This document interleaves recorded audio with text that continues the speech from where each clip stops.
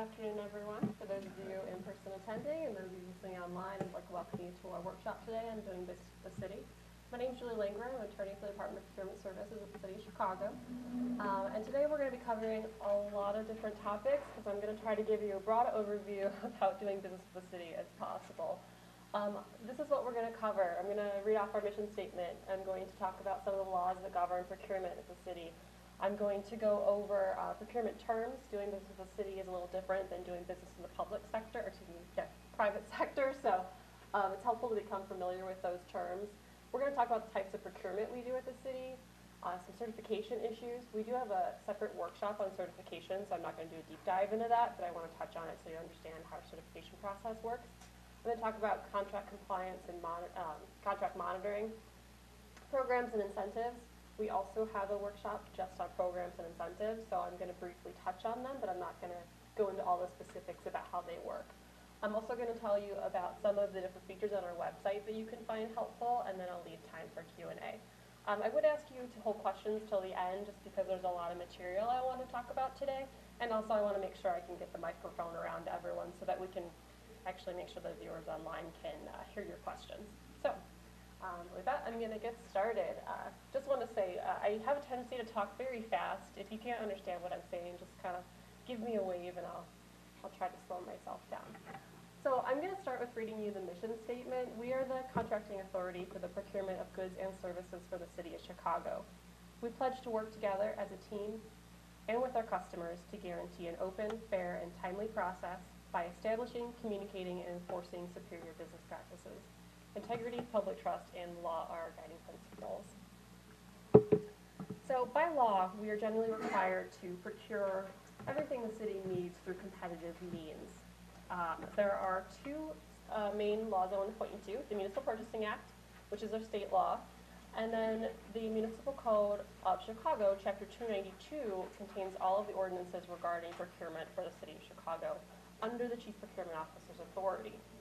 There are times when we procure goods and services where federal funds are involved, in which case we also have to comply with various federal regulations, but all of our procurements are generally going to comply, or they will comply, with the Municipal Purchasing Act and the Municipal Code of Chicago.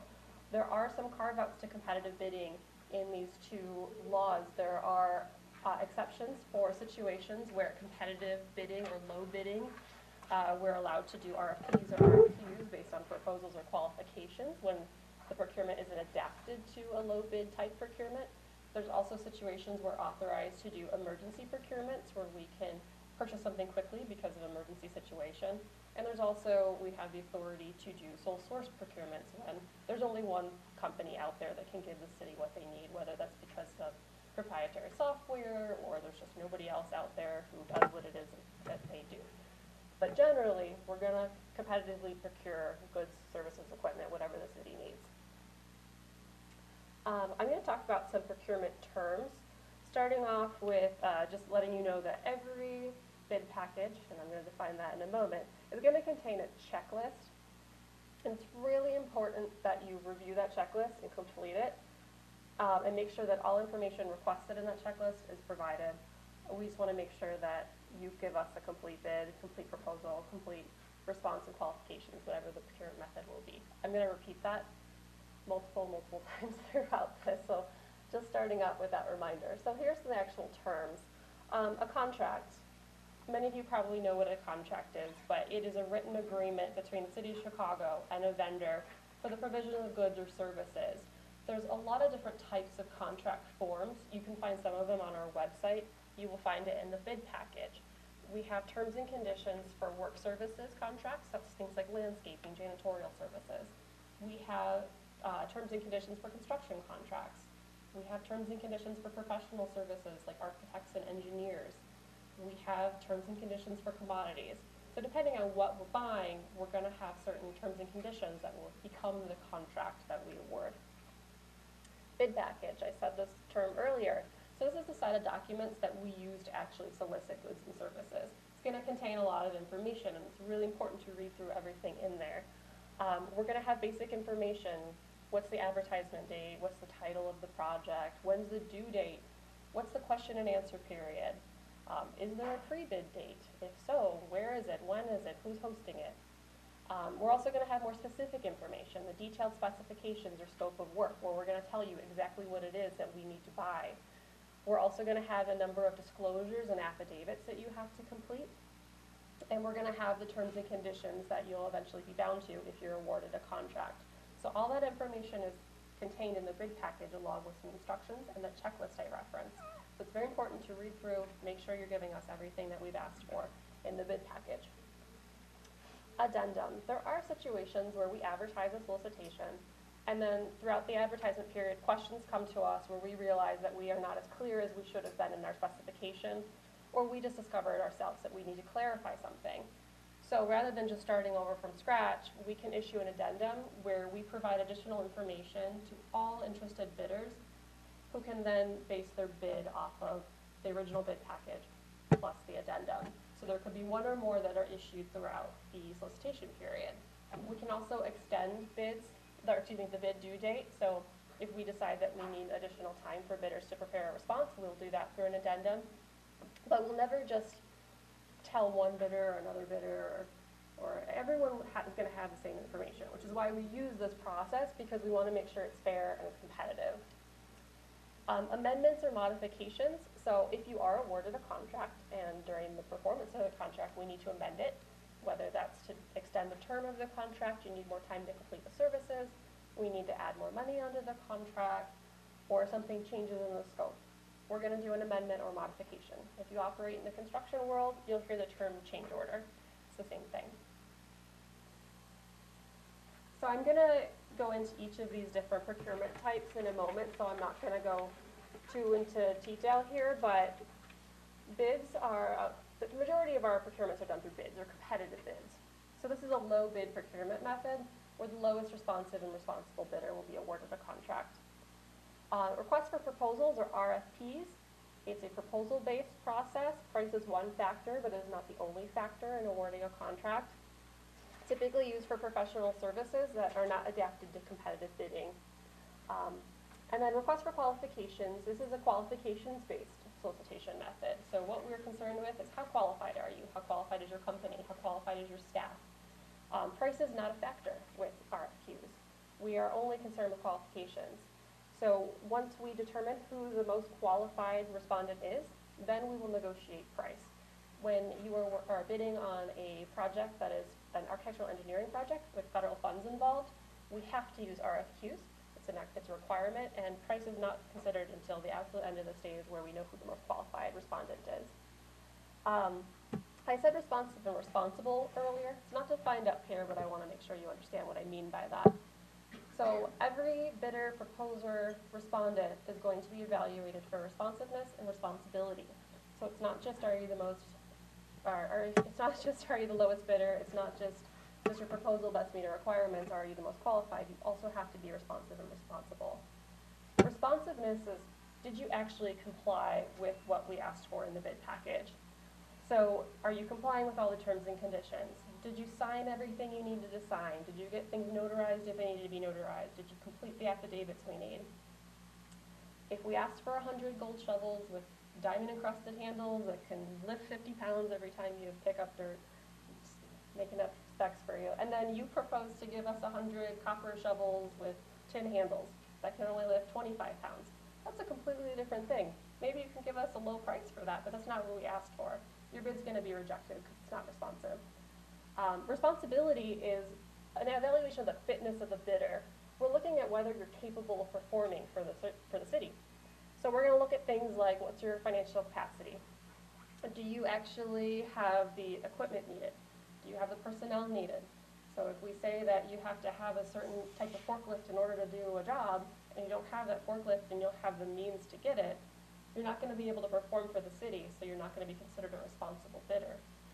We're also going to look at past performance, and I said financial capacity, past performance, experience, and adequacy of equipment. Just make sure I got all my boxes.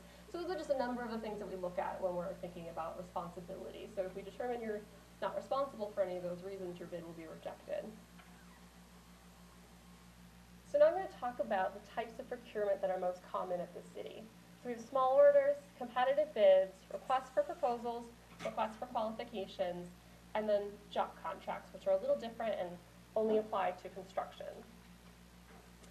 Small orders are for small purchases. It's anything under $100,000. If it's $100,000 and a penny, we cannot use this procurement method.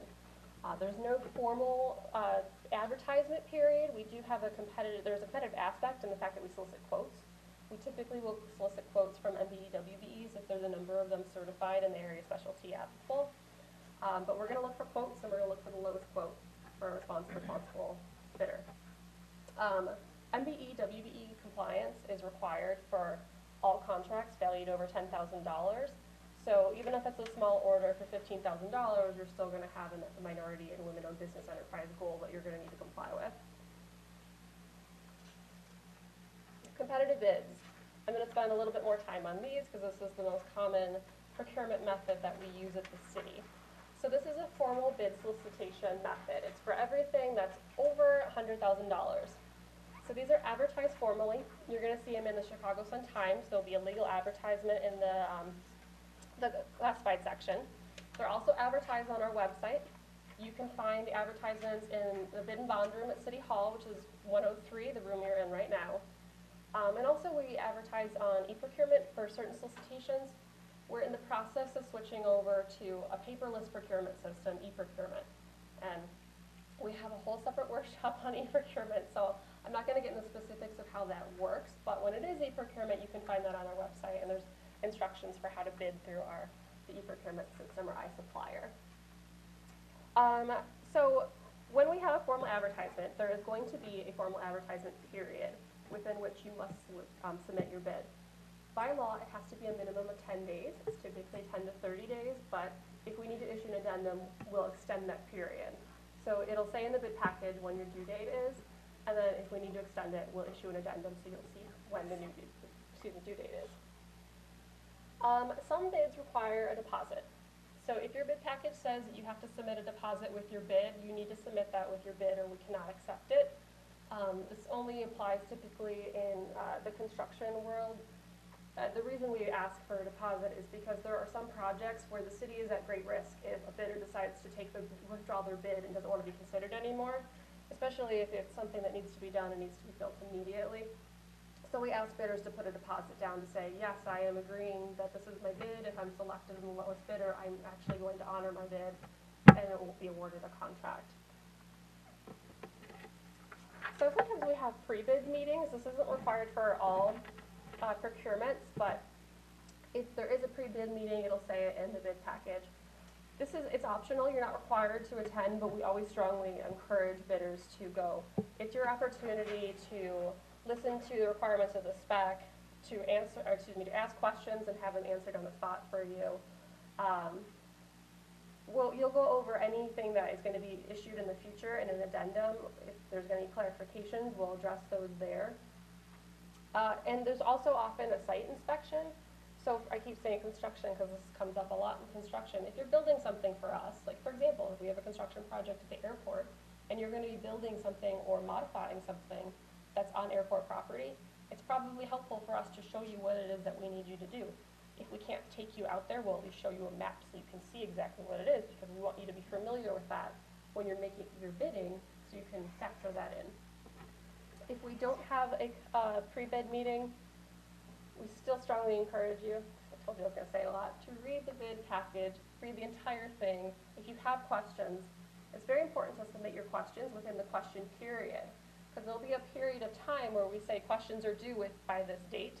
After that date, we are not required to answer your questions, so if you have them, get them in early, because your bid is going to be made on the assumption that you understand exactly what it is we need. So if you had a question and didn't ask it, and then you made it a wrong assumption, you're still going to be held to your bid at the end.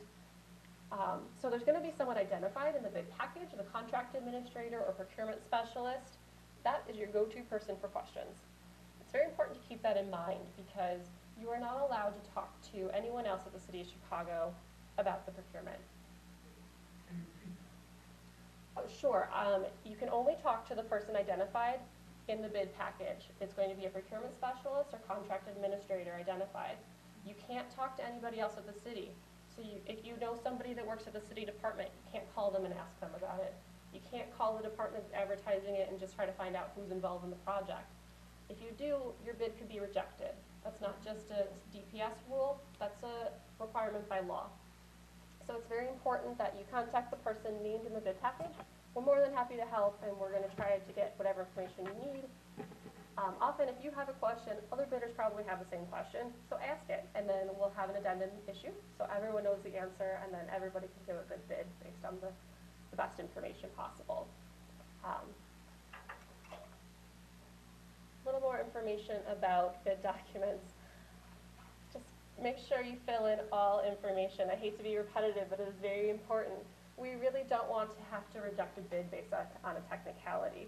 So if we say you have to give us a unit price and a extended price based off of an estimate of quantities, fill in all those numbers. If we need you to give us 5 notarized documents that are signed by certain individuals, such as a president or CEO, make sure that you're giving us those documents that are signed by the correct individuals and notarized. Because if you don't, you're not responsive and we have to reject your bid. So we would hate to have to reject a bid because you forgot to sign something. I mentioned bid deposits earlier, just want to say it again, it's not required for all bids. You will be informed of the bid package if it is required. It would never exceed more than 10% of your bid or the estimated contract amount. If we do ask for it, please submit it in the proper form. That we can accept cash, but your bid package will tell you what the acceptable form is. Typically, we'll accept cash, cashier's check, or excuse me, not cash, just said that, check, cashier's check, or a bond. And then, this is most important, bids must be timely. That's why we have it in bold here. If you submit your bid late, we cannot accept it. We can't open it, we can't look at it, we just have to send it back to you. So if we have a bid due date of Monday at 11 a.m., please make sure it is in here at bid and bond room, or if any procurement submitted through iSupplier by Monday at 11 a.m. Otherwise, your bid's rejected. I just wanted to mention one other thing about bid deposits and bid bonds, just so nobody's scared that they're going to be having to put a bid deposit down with their bid. We will tell you about it, and then typically, if it is a non-refundable, we'll tell you that too, but we're not going to just keep your money all the time. Typically, we're only going to hold on to the bid deposit for the top bidders, like top 2 or 3. Everyone else's will be returned, and then upon contract award, anyone else who the bid deposit we retained, we'd also return that as well. Excuse me.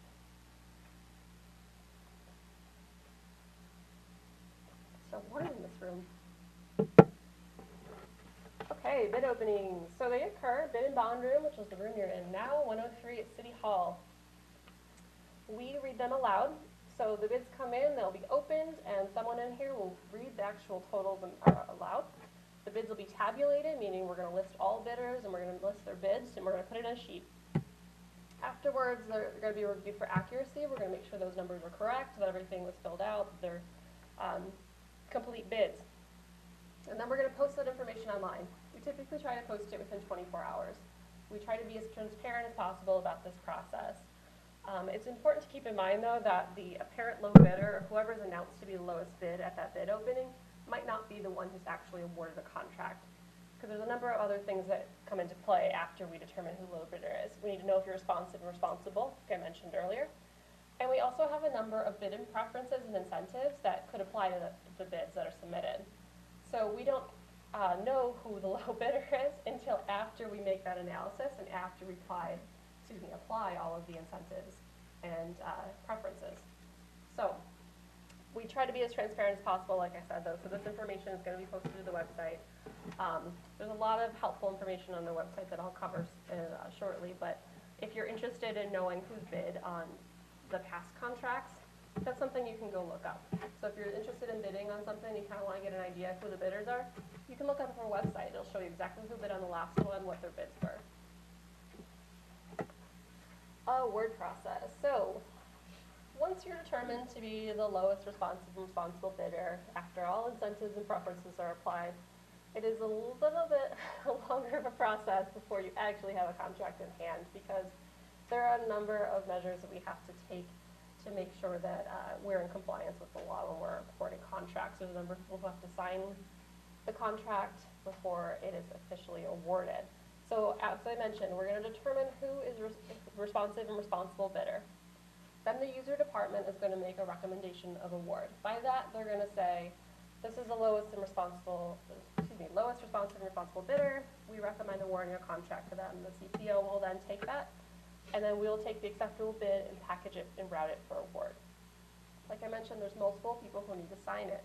The comptroller of the city has to sign all contracts, the mayor has to sign all contracts, and the chief procurement officer has to sign all contracts. So it gets routed throughout the city for everyone to approve and sign off on it. And then if your contract requires a bond, a performance or payment bond, or insurance, we're going to ask for you to submit that to us. So once we have that, verify it's correct, everything's signed, then we're going to award you a contract. So it's a timely process, but we try to move as quickly as possible. I just want to make sure you understand why it takes so long. Okay, I'm going to move into requests for proposals now. So this is used mainly when a solicitation or, a procurement isn't adapted to competitive bid, meaning lowest bidder is not the most important thing. This is typically with professional services we'll use RFPs. An example I often give is if we need to have a specific software developed for the city and we need it implemented and we need it maintained, having an off-the-shelf system, it might not meet our needs. Having the lowest price system might not meet our needs. If we have very specific requirements for something we need and we need an expert to develop it for us, we might want to use an RFP where we can say, this is the minimum requirements for qualifications for the company who's going to make this. We want to make sure that they've done business with similar sized cities, that they've actually created something similar in the past, that they have enough staff to actually be able to implement it and maintain it for us. There's a number of things that are important to the city beyond just having a low price. So we'll do an RFP. The proposal package will actually tell you everything we're going to evaluate you on. And that's all we'll evaluate you on. It's just going to be what those criteria are listed in the RFP document. It's a very similar process, though, with competitive bids. We're going to have a question period. There might be a pre-bid meeting. Your proposals are going to be due on the due date and time. We can't accept it if it's late. So it's important to make sure you read through the entire RFP package. Just like with bids, there's a number of forms that have to be completed and submitted with your proposal. When we award a contract, it's not the lowest responsive and responsible bidder. It's going to be the highest rated and ranked respondent or proposer. And as always, they need to be a responsive and responsible respondent or proposer. So it's a similar process, but there are more evaluation criteria than just price. Request for qualifications is very similar, but as the name implies, it is about qualifications. I mentioned earlier, we want to know how qualified the company is, how qualified your staff are. So you're going to be submitting your qualifications to us. And then we'll review your qualifications based on the criteria listed in the RFQ. And the most qualified respondent will be selected, and then we'll negotiate price with the most qualified. So it's commonly used for architectural engineering contracts. We have two different routes. You can either be awarded a contract to one vendor, or we can have a master consulting agreement where we have a pool of vendors who are qualified that we can then issue task orders to throughout the term of the contract. But the main thing to remember about RFQs is it's all about your qualifications. Job order contracts, they're only used in construction, so I'm not going to spend a ton of time on this because this is not as commonly used. JOC is a firm, fixed price, competitively bid, indefinite quantity contract that's specifically designed for each department's construction program. So just to unpack that a little bit, by indefinite quantity, it means that we don't know what it is exactly or how much we're going to need about something. There could be, let's say, for example, I'm trying to think of a good one. Let's say we need a JOC contract for roofing for the Department of Streets and Sanitation. They know that they're going to need roofing throughout the term of the contract, but they don't know exactly how much, but they'll estimate that there could be a maximum of $10 million of work throughout the term of the contract. So we'll have a price list of categories of work, and you are going to bid your markup or adjustment off of those pre-priced items. So it's a little different than bidding because we already have a list of this is all of the different work types that you're going to be bidding on. So there's, and the price list I meant is a unit price book. So it's going to be having various construction tasks. So there'll be a unit of measure and a unit of price on there. I always feel like I've explained this terribly. The award is going to go to the general contractor offering the most favorable adjustment off of those price books. And the value, as I mentioned, it depends on the department needs and budget. So we don't know ahead of time exactly how much we need done. We don't know what the value is going to be done, but there'll be a maximum of up to a certain amount of money. I feel like I did a bad job explaining that, but that's Jack. So those are our most common. There are some situations where we procure using different methods, as I mentioned in the beginning. There's some situations where there is only one bidder available to procure a good or service that the city needs, in which case we would have a sole source contract awarded to them. There is a non-competitive review board that reviews all sole source procurements, because we do want to make sure that the city is only using a sole source method when we need to, that there is no other available means of procuring that good or service. So there is a board that reviews every package before we approve a sole source contract. There's also a mechanism for awarding contracts when there are emergencies. But other than that, we typically will be using these methods. Competitive bids, as I mentioned, is the most common you'll see. Before I move into some certification and compliance issues, just wanted to raise economic disclosure statements. This is something that's required for all of our contracts. It's required by city ordinance. So it addresses who owns the company. It's very important for the city to know who the owners are. We need to make sure that you're not owned or you yourself are not debarred. We need to make sure that you don't violate any city ordinances or state laws or any other different programs that we need to comply with. So it'll be a disclosure that you have to fill out. You have to tell us who everyone that owns your company, directly or indirectly, if they have a 7.5% or more interest. So if someone has a 2% interest, you don't have to disclose that, but if they have a 7.6%, you do. So the company itself, as well as all of the 7.5 and up owners, are going to have to submit EDSs. This is an online system, so you'll be directed to a website to actually complete it, and then you'll have to submit to us a certificate saying you actually filed it. But it's important that it's mandatory for most solicitations. I think it's morning, I'm tripping over my words. So, okay, certification. I believe some of you might have attended a certification workshop right before this, so apologies if some of this information seems repetitive. I'm not going to go into a ton of detail, but I did want to make you aware that we have a number of certification programs. We have a minority and women-owned business program, which is probably the most well-known program that we have. There is a construction program and a non-construction program with slightly different requirements for eligibility. We have a BEPD, or Business Enterprise Owned and Operated by People with Disabilities program. We have a Veteran-Owned Business Enterprise program, a Disadvantaged Business Enterprise program, and an Airport Concessions Disadvantaged Enterprise program. So the DBE and ACDBE programs are federal programs. Disadvantaged means you need to be a minority or a women-owned business, at least 51% owned. MBE, WBE, VBE, and BEPD are city projects. So you're only going to see DBE and ACDBE on federally funded contracts. Otherwise, you're going to see the other different certification types come into play. We currently have contract goals on all contracts over $10,000 for MBEs and WBEs. It's different for construction versus non-construction. The goals, however, are set based on the specific contract. So we have overall program goals, but then we look at the contracts individually and say, what are the subcontracting opportunities available out there? Who are the certified firms out there? What is the percentage of work that could be reasonably provided to MBEs and WBEs? So the specific percentage is going to vary contract by contract. So it's important to take a look at your contract document, the bid package documents when you're bidding, so you know exactly what those goals are. And they're goals.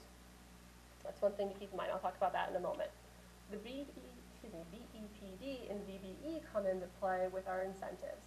We have certain incentives that are for business enterprises owned by people with disabilities and better-known businesses. In order to be eligible for those, you have to be certified by the city. So our certification department is a great resource if you have any specific questions of how to be certified, or if you have any questions after I complete our slides, I can try to address those. Generally, the eligibility requirements are the same, though. You have to be at least 51% owned by eligible owners. So if you're seeking WBE certification, at least 51% owned by women. If minority owned, 51% owned by minorities. Businesses also have to be small businesses. So for construction, that means that you can't exceed the SBA, or Small Business Administration size standards. It also means that the owner's personal net worth cannot exceed about $2.28 million. For non-construction, it means that your gross receipts cannot exceed just under $39 million. Those are set by ordinance. So you have to also be independent and viable, meaning that you're not relying on somebody else or another company in order to run your business. You're actually independently owned and controlled by eligible owners. And by viable, we mean that you're actually capable of operating a business so that you can hit the ground running and you can perform on a contract.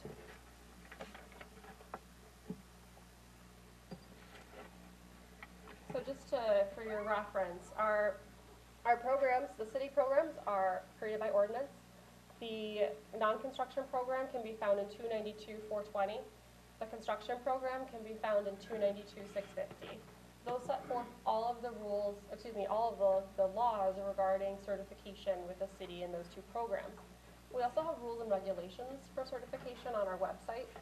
I encourage you, if you're interested in being certified, to check those regulations out, because it goes into much more detail than the ordinances about what we consider when we are reviewing a certification application. The WBE regulations can be found in 49 CFR Part 26. ACDBE is Part 23. And that has all of the different requirements and rules regarding certification as a DBE or ACDBE. And as I mentioned, those two programs, ACDBE and DBE, is only for federally funded projects. Okay, so participation. I mentioned before, all contracts over $10,000 are going to have MBE, WBE goals on them. Goals can be met through a variety of ways. Direct participation, meaning through a prime contractor themselves. You can be a certified firm and serve as a prime on our contract. And if you're performing 100% of the work yourselves, you met the goal. You can subcontract out to MBEs and WBEs. You can procure goods and services that are needed to perform that contract from MBEs and WBEs. So the most important thing, though, is that in order to get credit for your use of an MBE, WBE, they have to be certified in the area they're performing, and they have to perform a commercially useful function. Helpful if I say that right. And what do I mean by that? A commercially useful function means that the MBE, WBE firm is actually responsible for a distinct portion of the work, that they're going to be managing it, performing it, supervising the work independently. So that is something that we're going to evaluate on all compliance plans to make sure that the firms that you've identified are actually going to be certified and performing commercially useful functions on the job. And this is something that we monitor throughout contract performance. So when you're creating your goals, when you're making your commitments, if we have goals of 26 and 6 and you're making goals of 30 and 7, one thing to keep in mind is that you have to make sure that those firms that you're committing to utilize are actually capable of meeting your goal, because we hold firms to their commitments. If you make those commitments and you don't meet them, you're subject to damages between the difference of what you committed and what was actually achieved. So make sure that when you are making your commitments in your compliance plan and you're soliciting firms, you're working with firms that are actually going to be capable of getting credit to meeting your goals. And we always encourage firms that the goals are our goals. They're not they're not maximums. You can achieve, you can go higher percentages. It's not like you can only use firms for 6% of the work. You can use WBEs for as percentage of the work as you want. If you can't meet the goal throughout the course of the contract, I did say that we have damages. However, we are reasonable. We do understand that situations arise that are out of your control. If a situation arises that is out of your control, you need to tell us in advance of contract closeout So you need to notify the CPO that you need a reduction or a waiver of a goal. You have to tell us why. Did a firm that you committed to use on your compliance plan go out of business? Are there just no other firms out there that you're capable of finding to do that work? We need to know what you did to try to meet your goal. If we determine that you've made good faith efforts to meeting your goals, we will allow a reduction or waiver. But it's important that you actually demonstrate to us that you made efforts, that you actually put good faith efforts in to try to meet those goals. So how do we monitor this? So we actually, throughout the course of the contract, monitor whether or not you're achieving your goals. We're going to take a look at things like all of your payments made to your subcontractor. So you're required to go into our system, which is called C2, Certification and Compliance. You'll go in and you'll log all the payments made to subcontractors. And then subcontractors have to go in and verify and say, yes, I was actually paid that amount. So that lets us know that you're actually using that subcontractor you committed to and you're actually paying them in a timely manner. But that's just one aspect of what we monitor and what you're required to be compliant with in the course of the contract. We also have Chicago residency ordinance that applies to construction contracts, and we have EEO commitments, equal employment opportunity commitments. The Chicago residency ordinance, it's 292-330. If it's a city-funded construction contract for over $100,000, at least 50% of the total labor hours have to be performed by city residents, and 7.5% of the total labor hours have to be performed by project area residents. This ordinance is designed to provide opportunities for city residents. If we are using city funds that this ultimately comes from our taxpayers, we want to make sure that the city residents are benefiting from that they are being provided opportunities to work on our jobs. And also, if we want to make sure that the people who are living in the area where the work is being performed are also having an opportunity to perform on those jobs. So we do require you to report and re-verify that you are meeting those requirements. So you have to provide us with certified payrolls. You have to provide us with information about where your employees live so we can verify that they are city residents or project area residents. So it's just one thing to keep in mind if you're operating in the construction realm in the city of Chicago and you're interested in doing business with us. Equal employment opportunity, this also has to do with construction contracts over $100,000. So this is it's not well, let me back it up and say, equal opportunity employment is required. We make sure that there is no discrimination in our contracting. This particular portion of what I'm going to talk about is technically an incentive or a preference. If on your bid you agree to utilize certain percentages of women and minority journey workers, laborers, and apprentices, you can potentially have your contract bid or your base bid lowered by a certain percentage purely for evaluation purposes. It's called an award criteria figure. You'll see it on the proposal page. There will be a base bid line and then there will be an award criteria figure. That is calculated based on your percentages that you committed. The one thing to keep in mind is if you make these commitments, we hold you to them, and there are damages if you don't actually meet those commitments. So you'll identify your utilization based off of a total percentage of the labor hours that each of those classifications of workers and minority or women are going to be performing throughout the contract. I mentioned this already, but this is how you achieve compliance with respect to MBE WBE goals. The prime contractor can be certified. You can joint venture with a certified firm. You can subcontract a portion of the work to a certified firm, or you can purchase materials. So how do you report your requirements? So I mentioned our C2 system. You'll have to submit all information about your subcontractor payments, which will be verified by the subcontractors. We need certified payrolls, and we need waivers of lien from your subcontractors. So through those documents, we can actually verify that you are meeting all of your commitments throughout the course of the contract in terms of MBWB, in terms of the CRO, the residency ordinance, and in terms of the EEO commitments. Also, if you committed to any bid incentives and programs, this also helps us verify that you are eligible and you're meeting your requirements. Speaking of bid incentives and programs, there is a lot of stuff on this slide. I'm going to try to briefly touch on everything so I don't keep you here all afternoon. So we're going to talk about our programs first. Like I said, there's another workshop on these, so I'm just going to give a quick overview. Small Business Initiative. This is a construction program. This is designed to provide opportunities for local small businesses. It's a race gender neutral program, meaning that if you are a small business, you're eligible to bid on this. The way we determine whether you're a small business, it has to do with whether it's a micro construction project, or a small project. By micro, I mean it's under $2 million. In that case, you can be no more than half the size standards to be certified for the city. For the micro. It's just very small is what I meant. So we have very small projects and small projects. So very small or under 2 million, smaller between 2 and 3 million. You'll also hear us refer to this as SBI 1 and SBI 2. The project will identify whether it's an SBI 1 or 2. So if you're looking at the 2 to 3 million category, you can be no more than the size standards to be certified. So if you are an MBE or WBE firm, you're automatically eligible. If you're not an eligible firm for certification because you're not a woman or minority, but you fall within those size standards, you're still eligible to bid on these projects. For SBI projects, though, one thing to keep in mind is at least 51% of the work has to be performed by SBIs. So you can bid out 49% of the work to firms that are not eligible, but at least 51% has to be performed by small businesses. The mid-sized business program is similar, but it's for firms that are just over that size standard. So there's two categories for this too.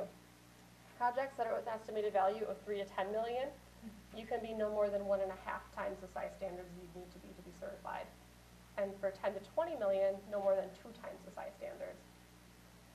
So if you look at our buying plan, which we have some on the wall over there, and I encourage you to check it out, we identify all of the projects that we anticipate bidding within the next couple quarters. So it's not a guarantee we're going to bid it out when it says it. That's what we anticipate doing. And they'll have they'll have different projects that are identified as MBI or SBI projects. So if you're interested in bidding on those, it's a great resource to try to find out when we're going to be bidding those projects in the future. We also have a non-construction MBI project. This is program. This is a new one. It's for 3 to 10 million estimated value contracts.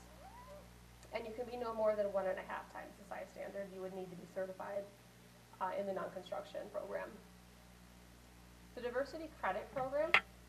This is a program, it applies to both construction and non-construction programs, and it's designed to encourage prime contractors to utilize certified firms, not just on city work, but on other work. How it works is that we offer $1 of MBE WBE participation credit for every $3 utilized with an MBE WBE on a private sector contract, up to a maximum of 5%. So if you utilize an MBE WBE on a project, you can earn up to 5% credit that can be applied to a future city contract because you use that firm. The one thing to keep in mind is the private sector contract cannot have goals on it already. So if you have a private sector contract and it already has an MBE WBE goal or a similar type goal, we can't give you credit because you're already doing what you have to. But if you're agreeing to utilize MBE WBEs, even though you're not required to, you can apply for credit that you can use in a future city contract. The Target Market Program is a non-construction program. This is a program where we identify opportunities that only minority or women-owned businesses who are certified by the city or Cook County are allowed to bid on these projects.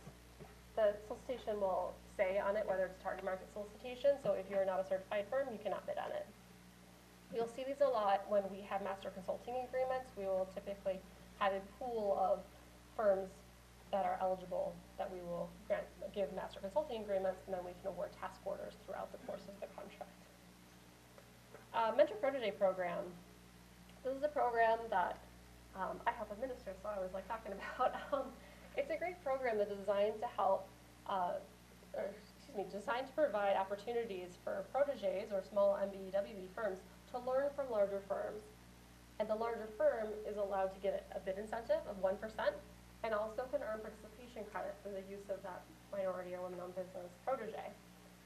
It's a great way for small and large firms to team together and learn. Certified firms is a great opportunity if you're interested in developing your expertise in a new area. You can work with a prime and they can help train you. They'll get an incentive and you're learning. It's a great opportunity. In order to participate, you have to apply with the city. So when you're submitting your bid, you would identify in your compliance plan that I want to participate in the Mentor Protege program. and you would submit your proposed agreement to us.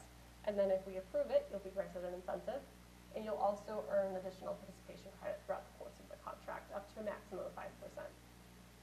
So it's a great program. I encourage you to check it out. Phased graduation program.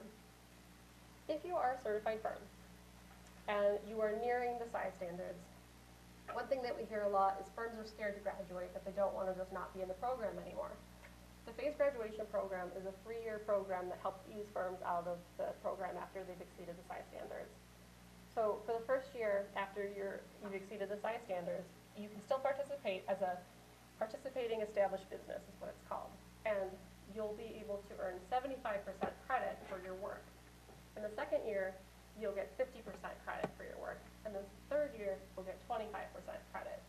So for those three years, it's hopefully a good transition time for firms that are certified and growing to get on their own and participate outside the program. If you do fall under the size standards at any time, you can reapply. Bid incentives. So we have a number of bid incentives. Some apply to construction, and some apply to non-construction, and some apply to both. So the veteran-owned business enterprise and small local business joint venture. That is a mouthful. It's a very long name, and blame City Council for that mouthful. But this is a program. It's for veteran-owned businesses. So if you are a certified firm, a veteran-owned business enterprise, which is a small local veteran-owned business, you are eligible for this incentive on your own. It applies to both construction and non-construction projects, and you can earn a 5% bid incentive. If you are a veteran-owned business, but you are not a small business, you can form a joint venture with a small local business. And you can also be eligible for this bid incentive. It's a 5% bid incentive. The veteran-owned subcontractor utilization incentive, this is only for construction. If you commit to utilizing firms that are certified by the city as WBEs, you can earn up to a 2% incentive depending on your commitment for the contract. So it's based off of the percentage of the contract that the WBE is going to perform. The business enterprise owned by people with disabilities is similar to the veteran-owned subcontractor utilization. The firm has to be certified with BEPD, and you can earn up to a 4% bid incentive. The city-based manufacturers applies to the purchase of goods, and you can earn up to a 2% incentive based off of your commitment to use goods that are manufactured in the city of Chicago. The city, oh man, I missed it again. City-based business. Oh, I did correct it on there. Yay, it kept saying city-bases business for the longest time when I would do this workshop, and I kept forgetting to change it, but we caught it this time. City-based business. So this is an incentive that applies to city-funded contracts, construction and non-construction.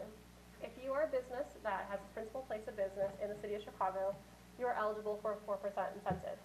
If in addition to that, at least 50% of your workers are city residents, you're eligible for a 6% incentive. And if a majority of those city residents live in socioeconomically disadvantaged areas, you're eligible for an 8% incentive. So it's a great incentive if you're located in the city. Apprentice utilization. We have 2 different programs for apprentices.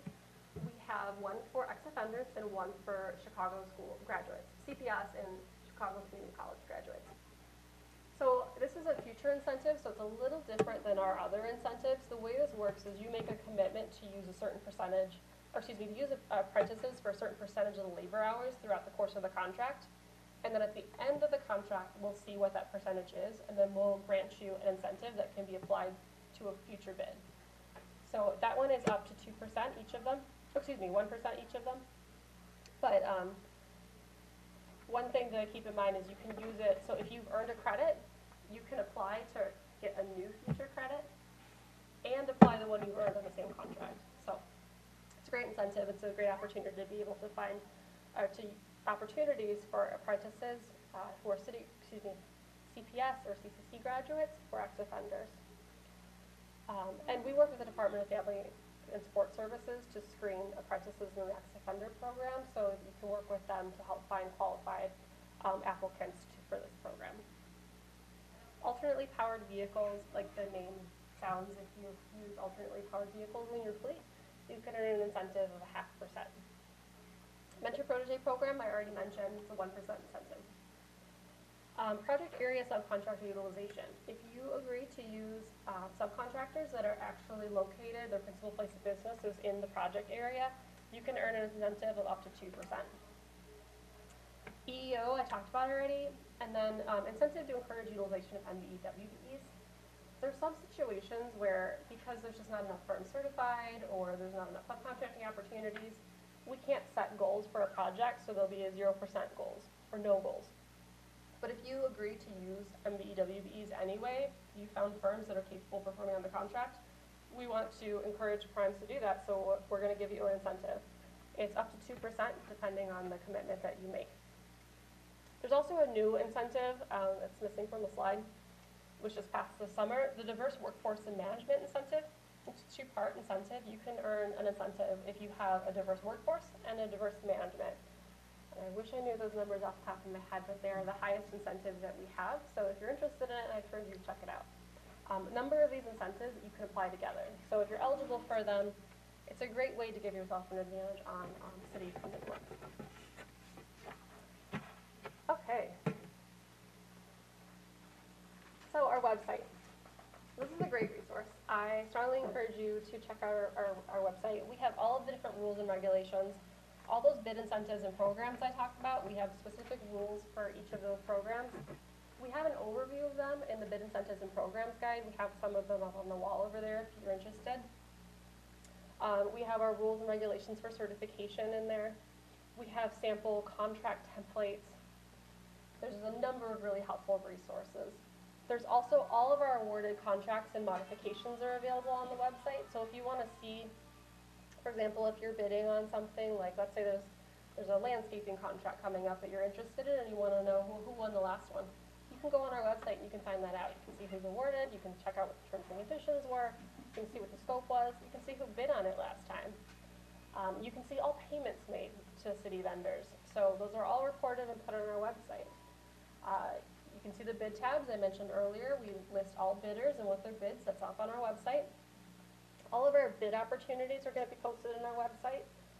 And as I mentioned, all of our bid incentives and regulations. So there's a lot of really good information out there. And you can also apply for certification through a link on our website as well. So it's a lot of information I just covered. Thank you for your patience as I went through it.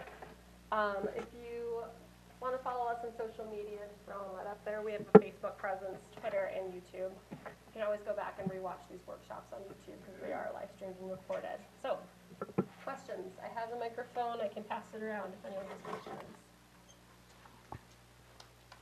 I also have my card I can give you if anyone wants to ask questions later. Sure. Yeah. I have two questions, actually. The first question is for the RFP and the RFQs. Just a question. I don't know if you can answer it all, but you said there's going to be a list of what qualifications you're going to ask for. So, like, if you're doing legal services, but you're not an attorney, but you're a paralegal, you'll have those requirements if you're looking for an attorney or versus you're looking for legal services, correct? Yes. So I will say the Department of Law typically procures legal services separately from the Department of Procurement Services. They've been granted the authority to do that, so it's not something we would buy. But if we were doing an RFP for something like that, we would say, like, for example, we need an attorney who has at least 5 years experience, or you have to have so many paralegals at your firm. Whatever the case may be that we need, we'll describe that, and then we'll tell you this is how we're evaluating. Okay. And then I asked this question in the other class, but I don't think he kind of understood what I was saying. But if you have a your business, the way it's structured, it's an LLC, but you have two different divisions that two different things, but it's all under that one business, and you have one vendor code. Okay. You can I guess this goes for the certification. I don't know if you have experience in that, but if you were certified for small business owners, do you have to pay for two separate ones? So, like, if you're doing, like, one division is legal services and another division is, I don't know, landscaping or something. I don't know. I'm just. It would depend on how your business is structured. So if you have one legal entity and you just have, like, two businesses operating under it, but they're still part of that legal entity, they're not separate businesses, they're just part of it, you possibly could have just one application for the main company. But if you were operating as like two separate entities under an umbrella parent company, Yeah. both of those entities would have to be certified separately. Gotcha. One thing to keep in mind though is that if you have like a multi-tiered structure, when we're looking at your size standard, we're going to look at all of you together because you're all considered affiliates. So we're going to factor in the gross receipts for all of those connected entities. Anybody else have any questions? All right. Thank you for hanging out with me this afternoon. I have my business card. As I mentioned, I think before we started recording, I can't answer any questions that are specific about